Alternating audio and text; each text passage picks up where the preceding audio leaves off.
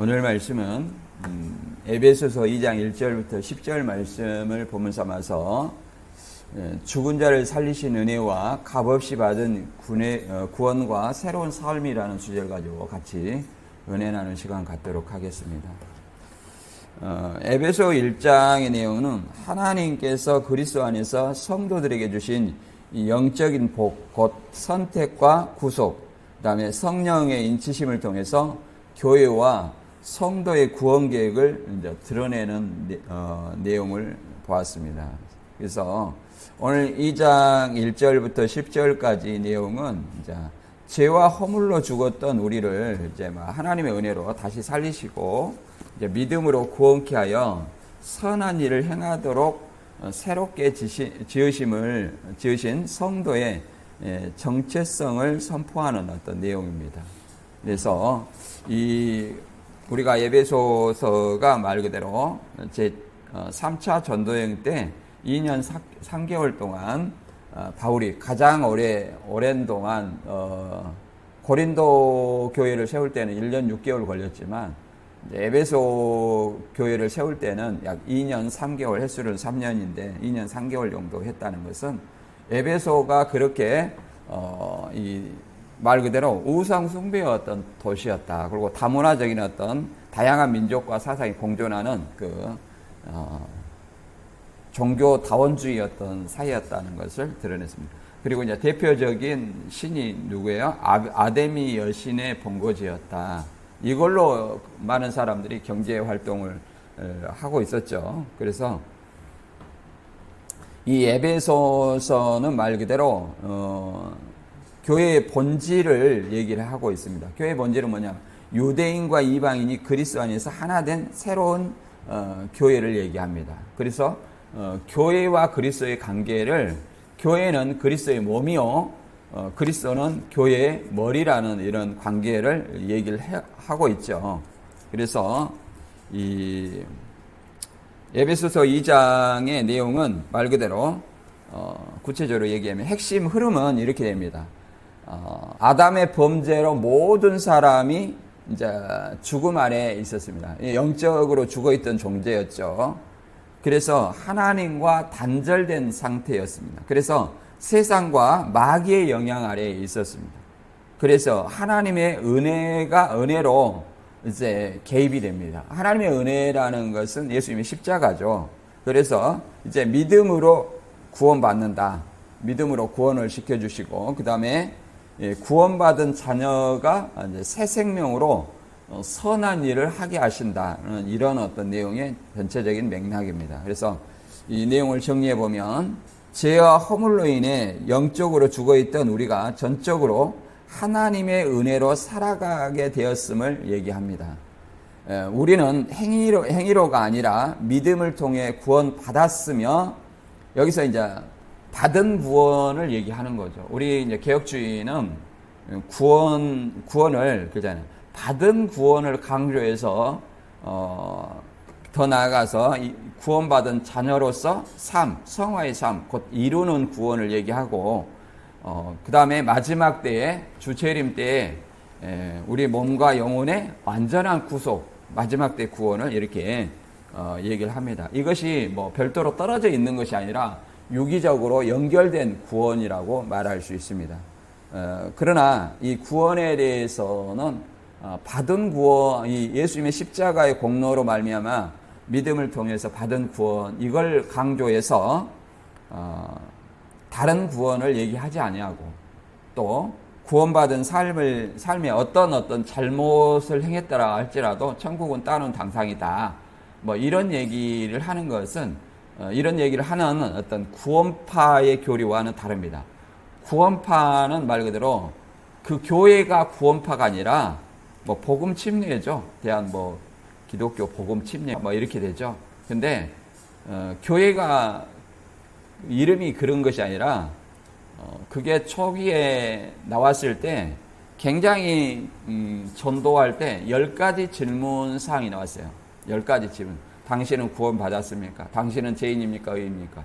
당신은 하나님 나라 자녀입니까? 아닙니까? 뭐 이런 어떤 질문이 10가지 질문이 있어요. 이걸 가지고 이제 기독교인들에게 파고드니 말씀을 듣는 것에 익숙해져 있는 교인들이 그런 어떤 질문을 받고 내가 교회는 다니는데 생각을 못하는 거죠. 답변을 못하는 거예요. 답변을 못하다 보니까 어디로 가요? 구원의 확신이 있다는 그 복음 침례의 이런 어떤 교회로 가게 되는 겁니다. 그래서 그들의 교리가 뭐냐? 예수를 믿어서 구원받았다 한다. 과거, 현재, 미래까지. 그래서 붙인 별칭이 뭐예요? 구원파다. 이렇게 이름을 붙인 거예요. 구원파다. 그러니까 한 번 받은 구원으로서 내가 어떤 죄를 지어도 하나님께서는 이미 다 용서해 놨기 때문에 내가 회개할 필요가 없다. 이런 어떤 논리예요. 그래서 뭐가 하냐면 율법이나 도덕 폐기주의 이제 이렇게 얘기를 합니다. 그리고 양심이 없어요. 양심의 그 죄성을 못 느껴요. 죄성을. 그러니까 잘못을 하고도 아무런 어떤 죄책감을 느끼지 못하게 됩니다. 그러니까 거기에서 오는 어떤 많은 부작용들이 있게 되는 거죠. 우리는 어떤 그런 구원을 얘기하는 것이 아닙니다. 그리고 이 구원은 오직 하나님의 거저 주시는 선물이라고 얘기합니다. 우리는 믿음으로 구원받았는데 우리는 개혁주의는 특히 이 믿음까지라도 하나님께서 믿게 해주셨다. 이렇게 이해를 합니다. 나아가 구원받은 성도들은 단순히 죄에게서 구원받은 존재일 뿐만 아니라 그리스도 예수 안에서 선한 일을 행하도록 새롭게 지음받은 자로서 하나님의 뜻을 이 땅에 드러내며 살아가야 할 정체성을 가진 자로 이제 선포하는 얘기입니다. 선한 일이 뭐냐? 이것들을 한번 알아보도록 하겠습니다. 본문 한번 읽고 알아보도록 합니다. 에베소 2장 1절에서 10절입니다. 그는 허물과 죄로 죽었던 너희를 살리셨도다. 그때 너희는 그 가운데서 행하여 이 세상 풍조를 따르고 공중 권세 잡은 자를 따랐으니 곧 지금 불순종의 아들들 가운데에서 역사하는 영이라. 전에는 우리가 다 그 가운데서 우리 육체의 욕심을 따라 지내며 육체와 마음에 원하는 것을 하여 다른 이들과 같이 본질상 진노의 자녀였더니 긍휼이 풍성하신 하나님이 우리를 사랑하신 그 큰 사랑을 인하여 허물로 죽은 우리를 그리스도와 함께 살리셨고 너희는 은혜로 구원을 받은 것이라. 또 함께 일으키사 그리스도 예수 안에서 함께 하늘에 앉히시니 이는 그리스도 예수 안에서 우리에게 자비하심으로써 그 은혜의 지극한 풍성함을 오는 여러 세대에 나타내려 하심이라. 너희는 그 은혜에 의하여 믿음으로 말미암아 구원을 받았으니 이것은 너희에게서 난 것이 아니요 하나님의 선물이라. 행위에서 난 것이 아니니 이는 누구든지 자랑하지 못하게 함이라. 우리가 그의 만드신 바라 그리스도 예수 안에서 선한 일을 위하여 지으심을 받은 자니 이 일은 하나님이 전에 예비하사 우리로 그 가운데 행하게 하려 하심이니라. 아멘. 이 내용의 흐름이 너희는 전에 죽었다. 영적 죽음을 얘기하고 세상 안에서 마귀 안에 영향 아래 있었다. 공중권세 잡은 자가 마귀죠. 그 다음에 하나님의 은혜로 구원을 받은 것을 얘기합니다. 하나님의 은혜로 은혜가 개입해서 믿음으로 말미암아 구원을 받았다. 그리고 새 생명을 통해서 선한 일을 하게 한다. 이런 어떤 내용으로 흐름이 이어집니다. 그래서 이 큰 키워드가 이제 결론적으로 우리를 구원시켜 준 이유가 새로운 삶, 선한 일을 하기 위해서 구원을 주셨다. 이렇게 말합니다. 그래서 에베소서 1장 1절 이렇게 보기 전에 이제 본문의 핵심적으로 설명하고 있는 어떤 내용이 에베소서 2장 8절의 내용입니다. 에베소서 2장 8절의 내용에 그림 한번 봐보세요. 여기 보면 그러잖아요. 이 사단의 세력 아래에 있는 그들을 예수 그리스도를 통해서 하나님의 보좌 앞으로 이끄는 이런 어떤 내용이 오늘 본문입니다. 에베소 2장 8절이 이제 본문의 핵심이죠.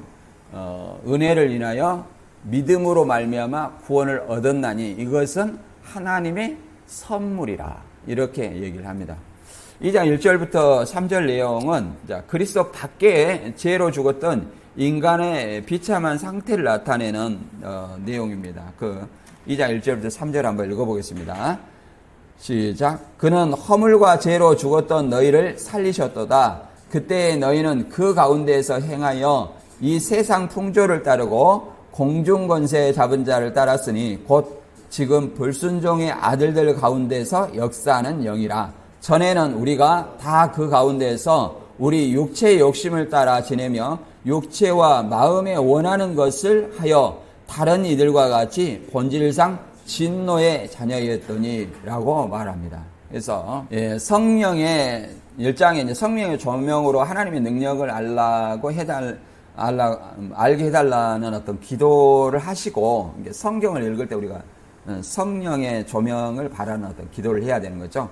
그 다음에 본문에는 구원받기 이전에 처해 있던 비참한 상황, 그러자 허물과 죄로 죽었던 또 공중권세 잡은 자를 따란 이런 어떤 상태, 영적으로 죽어있던 상태, 특히 에베소 지역에는 우상 숭배와 그 다음에 점술, 음란이 만연한 도시로 신자들 역시 한때 이 세상 풍속과 사단의 권세 아래 있었다는 것을 얘기를 하고, 더 나아가서 모든 인류가 아담 범죄 이후로 죄와 사망의 권세 아래 놓여 있다는 것을 얘기를 합니다.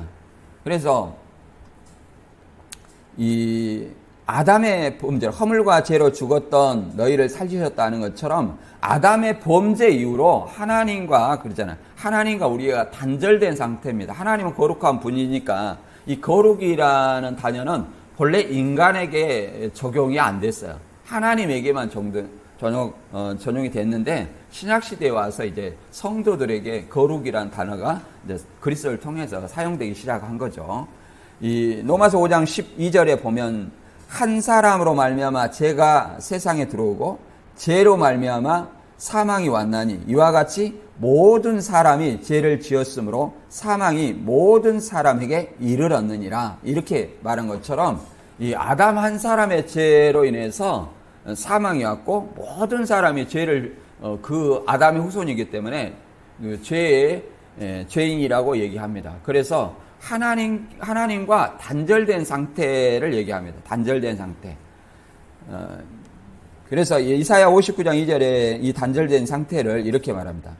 너희 죄가 너희를 하나님과 분리시켜 놓았기 때문에 그가 너희를 외면하고 너희의 부르짖음에 귀를 기울이지 않는 것이다. 이렇게 얘기합니다. 그래서 분리시켜진 상태를 얘기합니다. 그러니까 하나님과 우리 사이에는 죄의 담이 가로막혀 있었어요. 가로막혀 있었어요. 그것은 아담의 범죄가 무엇으로 시작됐습니까? 하와의 선악과로 시작이 됐습니까?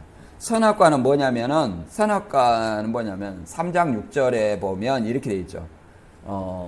뱀의 말을 듣고 하나님은 선악과를 따먹지 말라 했는데 뱀의 말을 듣고 선악과를 보니까 그죠?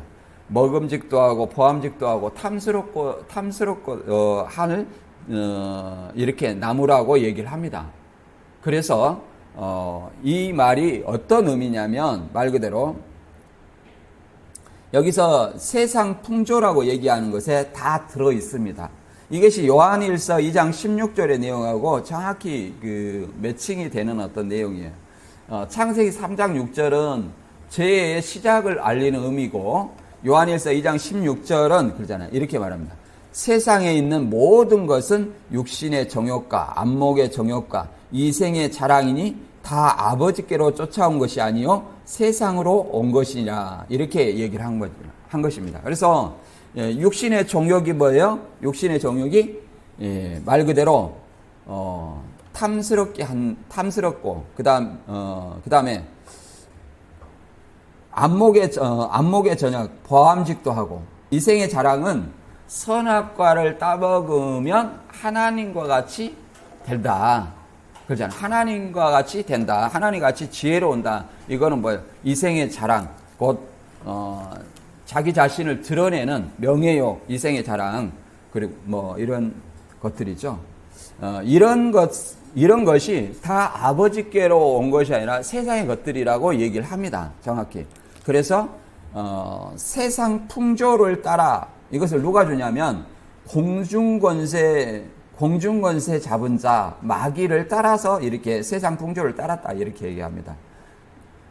결국은 그래서 불순종의 아들들 가운데 곧 하나님의 말씀에 순종하지 않는 자는 곧 누구 아래? 공중권세 잡은 자 마귀 아래 있다고 얘기를 합니다. 그 가운데서 역사하는 영이라고 얘기하죠. 그래서 전에는 다 우리도 그 가운데서 육체의 욕심을 따라 그러다. 육체의 욕심이죠. 로마서 7장 21절 이하에 보면 바울도 우리 안에 두 가지 마음이 있다고 얘기를 합니다. 갈라디아서에도 그런 어떤 말씀이 있죠. 성령을 쫓아 행하는 자와 육신을 쫓아 행하는 자가 있다고 얘기를 합니다. 육신의 욕심을 따라 육체의 마음이 원하는 것을 하여 다른 이들과 같이 본질상 진노의 자녀였더니 이렇게 얘기합니다. 본질상 진노의 자녀였다. 곧 진노 아래 놓이게 되었다 이렇게 얘기합니다. 진노 아래 놓였다. 아담의 범죄로 인해서 모든 사람이 죄를 갖고 태어나기 때문에 진노 아래 놓여 있다 이렇게 얘기합니다. 창세기 6장 5절에는 이렇게 얘기합니다. 여호와께서 사람의 죄악이 세상에 가득함과 그 마음으로 생각하는 모든 계획이 항상 악할 뿐임을 보시고 이게 뭐예요? 모든 어떤 사람의 계획, 생각 이런 것들이 뱀의 유혹을 받는 그 순간, 뱀의 말을 듣는 순간 육체의 욕심을 따라서 뭐 그 계획과 모든 것이 악하다는 거예요. 하나님의 모식이 악하는 거예요. 그래서 로마서 3장 23절의 말씀처럼 이 죄인들은 하나님의 영광에 이르지 못했어요. 하나님 함께 나아갈 수 없었어요. 죄담 때문에. 그러나 24절의 말씀처럼 그리스도 예수 안에 있는 속량으로 말미암아 하나님의 은혜로 값없이 의롭다 하심을 얻은 자 되었느니라 이렇게 얘기합니다. 그래서 그리스도 예수의 어떤 십자가의 어떤 대속제물로 말미암아 우리 하나님과 우리 사이에 놓인 죄의 담을 허셨어요. 그래서 그 휘장을 찢었다 이렇게 얘기하죠. 휘장을 찢고 어디 갔습니까? 하나님 보좌 앞으로 올려갔죠. 그러므로 말미암아 우리도 이제 예수 그리스도를 믿음으로 제사함 곧 구원을 받아 죄의 노예에서 해방되었다는 거예요. 속량이 그거예요. 죄의 노예에서 해방되었다. 그래서 누구를 따라? 예수님을 따라 하나님 앞으로 나아갈 수 있는 조건을 갖춘 거죠. 그래서 은혜로 값없이 의롭다 함을 받은 자 되었냐. 의롭다 함을 받은 자 되었다는 건 하나님 앞에 의인으로 인정을 받았다는 거예요. 내가 이것은 공로가 아니라 뭐 율법으로 아니라 뭐예요? 은혜라 이렇게 얘기를 합니다. 그래서 하나님 앞으로 나아갈 수 있는 존재다. 이렇게 얘기를 합니다. 그래서 죄 가운데 우리가 태어난 인간들이 스스로 구원할 수 없기 때문에 예수님의 어떤 십자가의 대속으로 하나님께 나아갈 수 있는 은혜가 필요하다 이렇게 얘기를 합니다. 그 다음에 에베소 2장 4절에서 7절 말씀은 말 그대로 긍휼이 풍성하신 하나님의 은혜로 구원받은 것을 얘기를 합니다. 한번 읽어보겠습니다. 시작. 그러나 긍휼이 풍성하신 하나님이 우리를 사랑하신 그 큰 사랑을 인하여 허물로 죽은 우리를 그리스도와 함께 살리셨고 너희는 은혜로 구원을 받은 것이라. 또 함께 일으키사 그리스도 예수 안에서 함께 하늘에 앉으시니 이는 그리스도 예수 안에서 우리에게 자비하게 하심으로써 그 은혜의 지극히 풍성함을 오는 여러 세대에 나타내려 하심이라. 아멘. 여기서 이제 2장 4절에는 내용이 반전이 되는 겁니다. 죄 아래 진노에 놓였다 이렇게 본질상 진노의 자녀라고 이렇게 얘기하더니 긍휼이 풍성하신 하나님이 우리를 사랑하신 그 큰 사랑으로 인하여 전혀 이제 반대되는 내용이 납니다. 그래서 원어에는 이렇게 나와요. 호데데오스 이렇게 나옵니다. 이것은 뭐냐면 여기서 그러나 하나님이 이렇게 그러나 하나님이 여기서 대라는 말이 헬라어로 접속사로 그러나 그런데 또는 그리고 앞뒤의 문맥을 통해서 접속사가 그러나가 들어가야 되겠죠. 그러나 이걸 생략을 한 겁니다.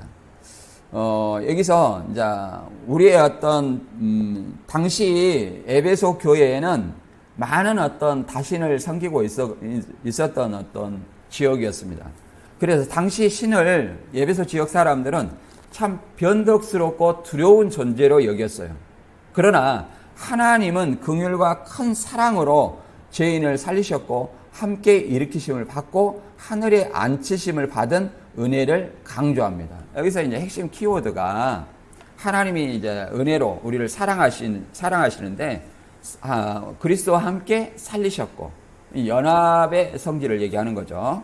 함께 일으키사 그 다음에 함께 하늘에 앉히시니 이렇게 얘기합니다. 함께 살리셨고 이거 함께 살리셨고 함께 일으키사 함께 하늘에 앉히셨다는 것은 뭘 얘기할까요?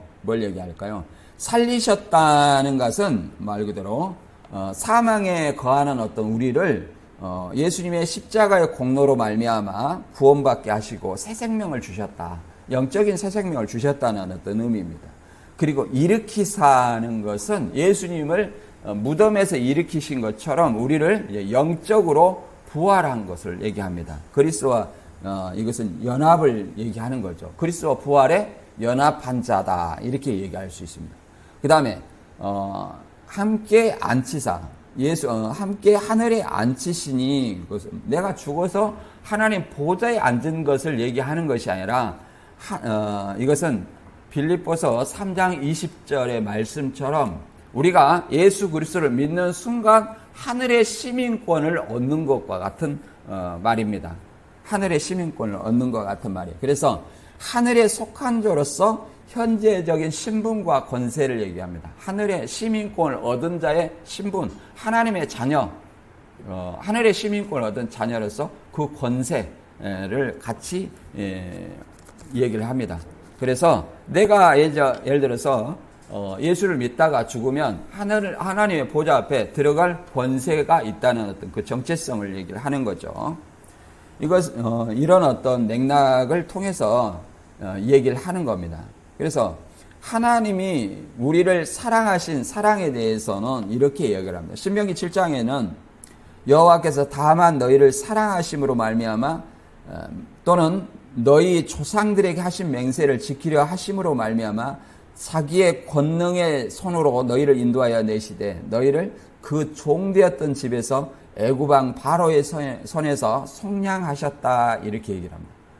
애굽에서 이끌어내시는 것은 말 그대로 너희를 사랑함으로 말미암아 조상들에게 한 언약을 기억했다 이렇게 얘기를 합니다.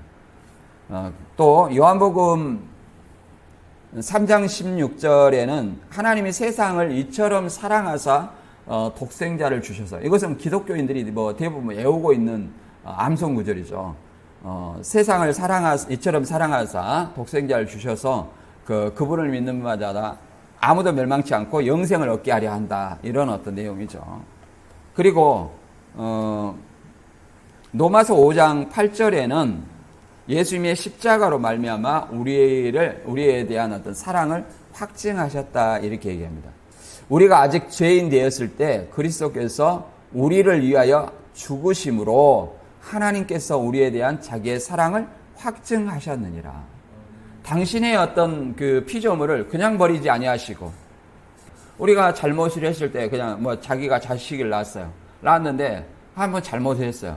버리지 않냐고 책망하시고 그러잖아요. 사랑하시니까 책망하시고 다시 구원할 길을 그냥 자녀로서 살아갈 수 있도록 길을 열어주시는 거죠. 마찬가지로 하나님이 아담이 범죄했다고 해서 그를 버리지 아니하시고 그가 회개함으로 말미암아 짐승의 가죽옷 곧 그리스도를 통하여서 구원의 길을 열어주신 것처럼 그 아담의 후손인 우리에게도 죄인으로서 죽을 수밖에 없으나 그리스도의 대속으로 말미암아 우리로 하나님 앞에 나아갈 수 있는 길을 열어주신 것이에요. 그것이 뭐예요? 당신의 아들을 제물로 바치셔서 말 그대로 하나님의 사랑을 확증하셨다. 이렇게 얘기를 합니다. 이 사례를 또 요셉에 대해서도 얘기를 합니다. 형제들이 요셉을 애굽에 팔았습니다. 이것은 원수와 같은 행위죠. 그러나 하나님은 이것을 당신의 그 백성들을 구원하기 위한 어떤 사랑이라고 얘기를 합니다. 이 보면 창세기 45장 4절에 보면 요셉이 형들에게 이르되 내게로 가까이 오소서. 그들이 가까이 가니 이르되 나는 당신의 아우 요셉이니 당신들이 애굽에 판 자라. 이렇게 얘기합니다. 죽이려고 하다가 팔았죠. 그러면 형제간에 이 세상에서 보면 원수지간이에요. 이것을 하나님의 섭리를 요셉이 깨닫지 못했다면 그렇잖아요. 니들이 나를 죽으려고 했어. 그러면 어떻게? 원수를 갚아야 되죠. 하나님의 섭리를 모르면. 근데 요셉은 그것이 하나님의 당신의 가족들을 구원할 하나님의 섭리라는 걸 깨달았어요. 그래서 7절에 하나님의 큰 구원으로 당신들의 생명을 보존하고 당신들의 후손을 세상에 두시려고 나를 당신보다 먼저 보내셨나니 그런즉 나를 이리로 보낸 이는 당신들이 아니요 하나님이시라. 하나님이 나를 바로에게 아버지로 삼으시고 그 온 집의 주로 삼으시며 애굽의 온 땅의 통치자로 삼으셨나이다. 이렇게 얘기합니다. 그래서 당신들이 요셉은 하나님의 섭리를 알았어요. 그러니까 원수와 같은 형제들이 아니라 뭐예요? 그것은 하나님의 섭리 가운데 당신의 어떤 가족들을 민족들을 살리시기 위해서 나를 먼저 보냈다. 더 나아가서는 아브라함의 언약을 기억하시고 그렇잖아요. 가나안 땅을 주시기 위해서 이런 어떤 요셉을 애굽에 형제들의 손을 빌려서 판 것이다. 그 형제들은 자신의 뜻대로 형제들을 시기해서 죽이려고 하다가 팔았지만 그것이 요셉은 하나님의 섭리로 이해했다는 거예요. 하나님의 섭리로 이해하니까 그렇잖아요. 이것을 마음이 용서가 자동으로 나오죠. 형제들도 뒤늦게 뉘우치게 되는 하나님의 큰 섭리를 우리가 이 말씀 속에서 깨닫습니다. 우리가 세상을 살면서 내 뜻대로 산다고 하지만 이것이 뭐예요? 다 하나님의 섭리 가운데 있다는 것을 우리는 이 창세기의 요셉의 말씀을 요셉의 그 내용을 통해서 많이 깨닫게 됩니다. 여러분들이 원하지 않는 일을 할 때 그렇잖아요. 이것이 선을 위해서 하는 것이 아니냐 이런 어떤 하나님의 섭리를 깨닫길 바랍니다. 또 하나님의 사랑을 나타내는 그런 어떤 내용들이 이 탕자의 비유에서도 잘 나타납니다. 누가복음 15장 11절에서 32절에 보면 둘째 아들이죠. 둘째 아들. 이 첫째 아들과 둘째 아들이 좀 항상 말썽이 많죠. 이 허랑방탕하고 재산을 탕진하고 비참한 상태에 있었습니다.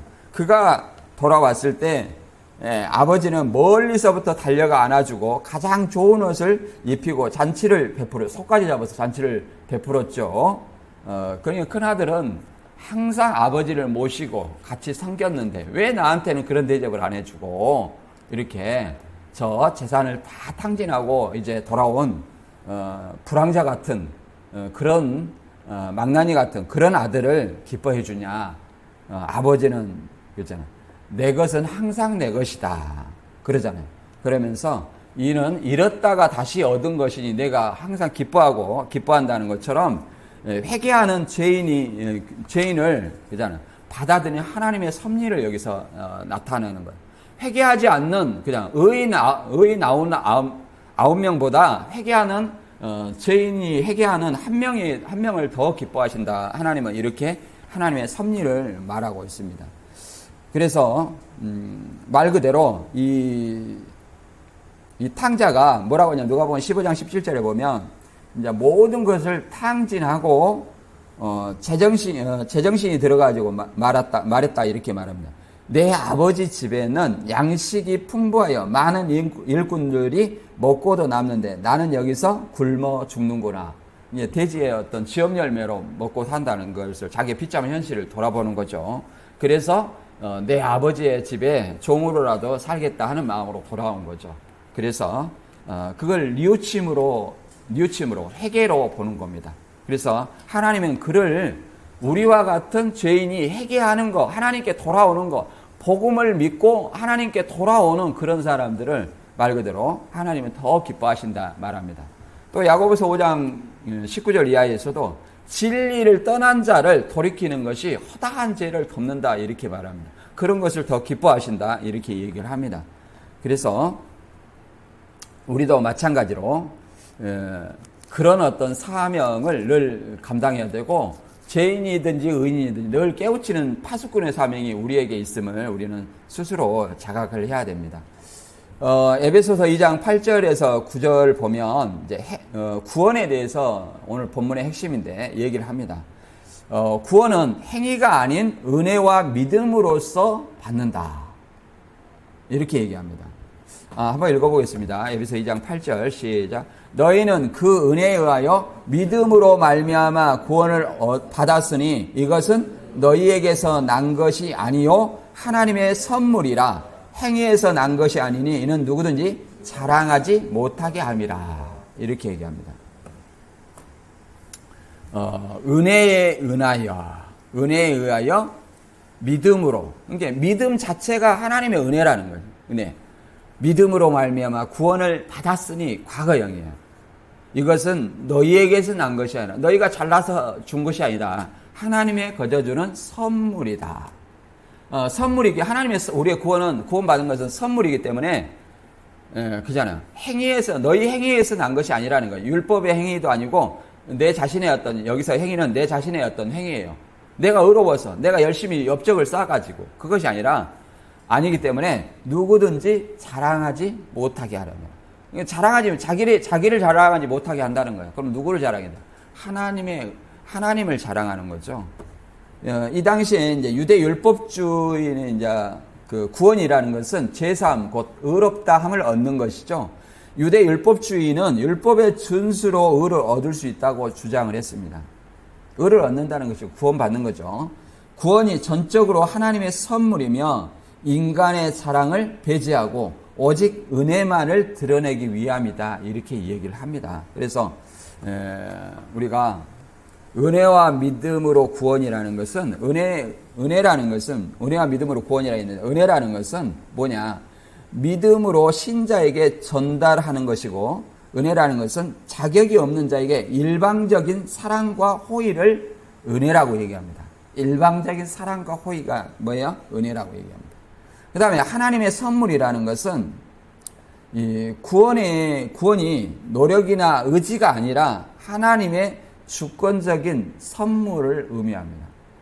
인간의 공로가 없고 또 믿음도 하나님의 절대적인 주권 아래에 있음을 의미합니다. 그리고 행위가 아니라는 것은 행위에서 난 것이 아니라는 것은 여기는 율법의 행위를 얘기하는 거 아니에요. 우리 자신의 행위예요. 우리 자신 믿음으로 행위에서 난 것. 너희의 어떤 행위죠. 행위에서 난 것이 아니라는 것은 만일 구원이 행위 곧 자신의 공로나 업적이나 자격이 아니라 하나님의 선물로 모든 영광은 하나님께만 돌려야 됨을 말하고 있는 것입니다. 그래서 너희를 자랑하지 못하게 한다. 이렇게 얘기를 하는 겁니다. 그래서 그 당시 에베소서 이 말을 얘기를 하는 것은 유대 율법주의 어떤 믿음을 강조하는 사람들이 있었기 때문에 이런 말을 합니다. 그래서 로마서 3장 20절에는 율법의 행위로는 그 앞에 의롭다함을 얻을 육체가 없나니 율법으로는 죄를 깨달음이라. 율법이 살인하지 말라, 도적질하지 말라, 간음하지 말라 했기 때문에 우리가 죄를 알았다는 거예요. 그 말이 없었다면 이것이 죄가 된지 아닌지 몰랐다고 얘기를 하는 겁니다. 그래서 이 하나님 앞으로 나오는 어떤 구원도 뭐라고 보면 요한복음 6장 44절에서 45절 말씀은 좀 어떻게 보면 쉬운 말이고 어떻게 보면 어려운 말인데 나를 보내신 아버지께서 이끌어주지 않으면 아무도 나에게 올 수 없다. 그리고 오는 그 사람은 내가 마지막 날에 다시 살릴 것이다. 예언서에는 그들이 모두 하나님의 가르침을 받을 것이다 라고 기록되어 있다. 아버지의 말씀을 듣고 배운 사람은 모두 나에게 온다. 이렇게 그랬습니다. 그러니까 아버지께서 이끌어주시 않으면 아무도 나에게 올 수 없다. 성령의 이끌림을 통해서 예수님 앞으로 나옴을 얘기합니다. 우리도 믿음 또는 교회에 나오는 것은 성령의 이끌리지 아니하면 나올 수 없다는 것을 얘기를 하는 겁니다. 성령의 이끌림. 그래서 이를 내가 마지막 날 살릴 것이다. 그들이 모두 하나님의 가르침을 받을 것이다 얘기했는데 아버지의 말씀을 듣고 배운 사람은 모두 나에게 온다. 그러니까 말씀을 듣고 배운 사람이 성령의 이끌림을 통해서 예수님 앞에 나온다는 거예요. 이것은 아버지를 본 자가 있다는 것이 아니라 예수님의 계시를 얘기합니다. 마태 11장 27절에 그러잖아. 아들과 또 아들의 소원대로 계시를 받은 자만이 아버지라 한다. 그러니까 예수님의 계시를 받았다는 것은 예수님께 배운 자가 예수님의 계시를 받아서 아버지를 안다는 거예요.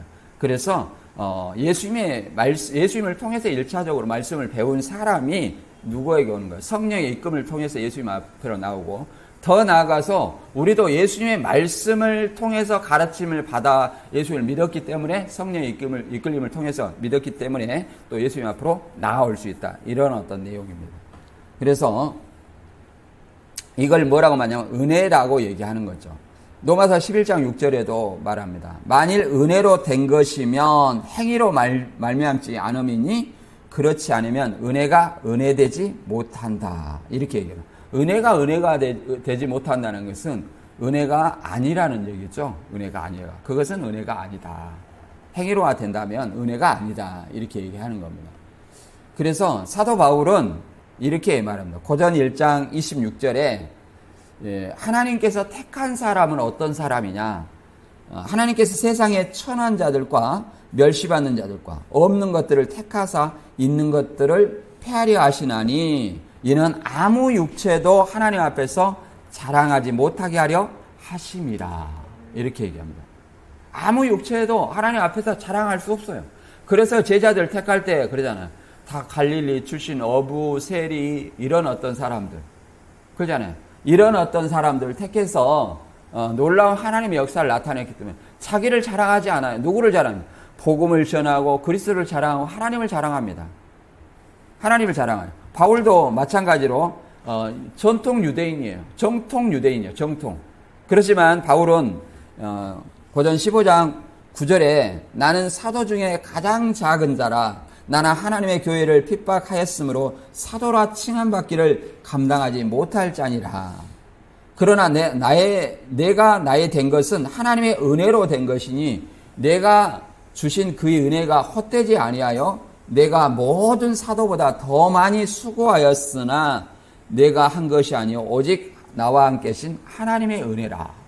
사도 바울이 이게 자기네 업적이 아니라 사도 바울의 어떤 수많은 어떤 1차 전도, 2차 전도, 3차, 4차까지 이런 모든 어떤 전도 활동이 하나님의 은혜라고 얘기를 합니다.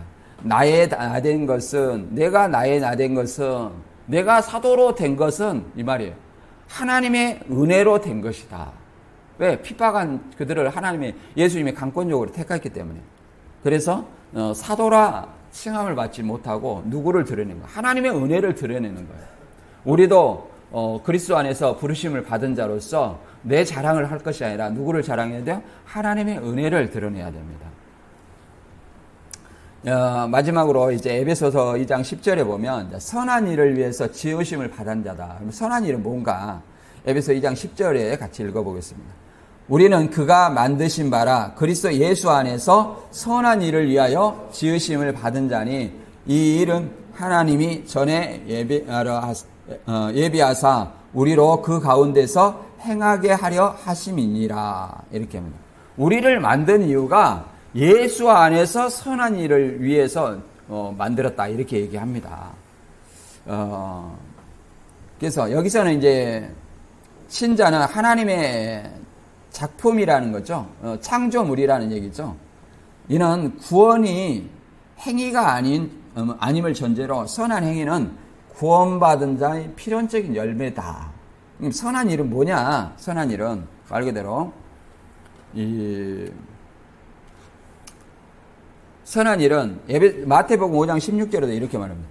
너희 빛이 사람들 앞에 비치게 하여 그들로 너희 착한 행실을 보고 하늘에 계신 너희 아버지께 영광을 돌리게 하라. 그러니까 세상에서도 그리스도인의 정체성을 가지고 살아야 됨을 얘기를 합니다. 교회 안에서는 그리스도인이고 밖에 나가면 세상 사람보다 더 악한 그런 사람이 아니라 하나님의 정체성. 그리고 이단들이 많이 얘기하는 그잖아. 이게 누가복음 3장 8절 또 마태복음 3장에 나와 있는데 열매 맺지 않는 나무마다 찍혀 불에 던지운다. 이런 말을 저도 신천지에 있을 때 많이 들었습니다. 그래서 여기서는 열매를 뭐라고 얘기하냐면 전도, 좋은 열매 맺지 않느냐. 그러니까 좋은 사람을 전도해야 된다. 돈 있는 사람, 또 열심히 실천지에 올인할 사람, 그런 사람을 좋은 열매라고 얘기하는 거예요. 그런 사람을 전도 안 하면 뭐 한다는 거예요? 찍혀서 불에 던지운다. 이런 말로 그 신천지들은 늘 협박을 받아왔습니다. 그러나 여기서 열매라는 것은 그런 어떤 열매를 얘기하는 거 아니에요. 왜냐하면 거기서는 교리가 말씀과 목자, 이게 다 교리예요. 비유풀이에요. 그러니까 열매는, 나무는 뭐예요? 목자고 사람이고, 열매는 뭐예요? 열매는 말씀과 성도라고 얘기합니다. 그래서 이런 공식이 나오는 거예요. 그냥 문맥을 무시하는 거죠. 누가복음 3장 8절에서 9절 읽어보면 이렇게 말합니다. 그러므로 회개에 합당한 열매를 맺고 속으로 아브라함이 우리 조상이라 말하지 말라. 내가 너희에게 이르노니 하나님이 능히 이 돌들로도 아브라함이 자손이 되게 하시리라. 이미 도끼가 나무 뿌리에 놓였으니 좋은 열매 맺지 아니하는 나무마다 찍혀 불에 던져지리라. 이 말 하는 거죠. 그러면 회개에 합당한 열매는 뭘까요? 회개하면 그러면 전도해야 되는 건가요? 회개하면 좋은 사람을 전도해야 되는 건가요? 그걸 얘기하는 것이 아니라 10절에 보면 이렇게 얘기합니다. 여기서 회개에 합당한 열매라는 것은 회개에 합당한 행위를 얘기하는 거예요. 그에 합당한 행위. 회개했으면 예수님의 복음을 믿고 회개했으면 구원받은 자로서 행함을 얘기하는 거예요. 행함.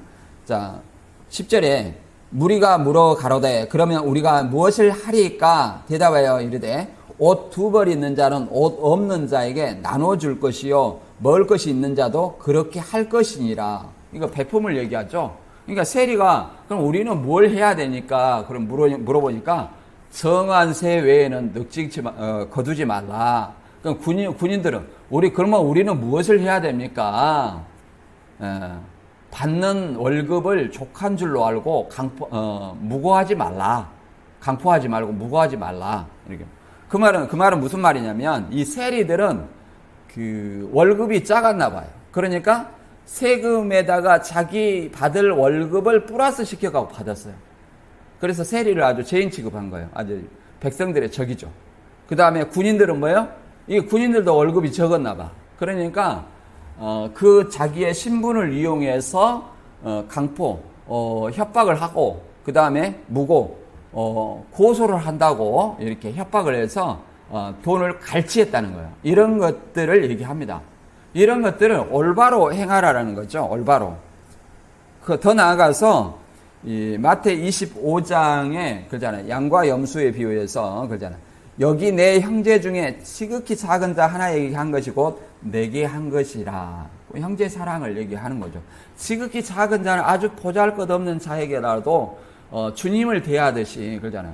주님을 대하시. 교회 안에서는 그러잖아요. 목사는 다 이렇게 섬기려고 합니다. 그러잖아요. 목사를 무시하는 사람 없죠. 그러나 아주 보잘것없는 사람은 무시를 하는 경우도 있어요. 그러나 예수님은 그런 사람에게 예수님을 대하듯이 하라는 것이 진정한 어떤 선한 일이라고 얘기합니다. 더 나아가서 말 그대로 성화의 삶을 얘기를 하는 겁니다. 성령의 열매예요. 성령의 열매. 성령의 열매를 이렇게 얘기를 합니다. 그래서 갈라디아 6장 9절의 말씀처럼 우리가 선을 행하되 낙심하지 말지니 포기하지 아니하면 때가 이르면 반드시 그 선에 행한 대로 갚으신다는 그 결과를 얻게 된다고 성경은 말합니다. 그래서 우리 자신들이 늘 주체림에 나를 바라보고 살아가야 할 줄 믿습니다.